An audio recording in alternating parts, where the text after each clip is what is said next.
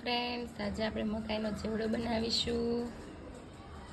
ચેવડો બનાવવા માટે સૌપ્રથમ મકાઈમાંથી આવી રીતે દાણા કાઢી લઈશું. મકાઈના ચેવડામાં નાખવા માટે ટામેટા કટ કરીશું. ત્યારબાદ મકાઈનો ચેવડો બનાવવા માટે તેલ ગરમ મૂકીશું. તેલ ગરમ થયા બાદ તેમાં રાઈ ઉમેરીશું. બાદ તેમાં મરચાંને થોડી વાર માટે તેલમાં સાતળવા દઈશું. સાતળાઈ જાય ત્યારબાદ તેમાં ટામેટાં ઉમેરીશું. થોડી વાર માટે મરચાં અને ટામેટાને સાતળવા દઈશું. આપણા ટામેટાં અને મરચાં સાતળાઈ ગયા છે. હવે આમાં મકાઈ ઉમેરીશું. અનુસાર મીઠું ઉમેરીશું. ચાટ મસાલો મિક્સ કરીશું.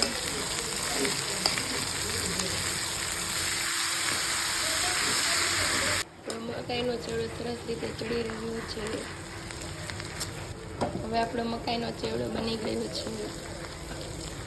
હવે આપણો મકાઈનો ચેવડો તૈયાર થઈ ગયો છે.